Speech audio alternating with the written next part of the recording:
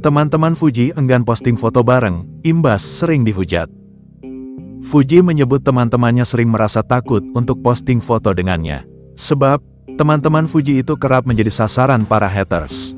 Hal itu terungkap dari akun TikTok @sabial yang menuliskan jika Fuji yang terkenal dengan lingkar pertemanan yang luas. Namun, banyak dari temannya tak mengunggah foto kebersamaan dengan Fuji. Fuji rajin banget upload foto bareng temennya. Giliran temennya gak ada upload bareng Fuji. Kata keterangan video tersebut, Rabu, tanggal 10 Juli tahun 2024. Akun tersebut juga mengingatkan Fuji agar jangan terlalu bersikap baik kepada orang lain. Gak usah kelewat baik ji sama orang, sambungnya.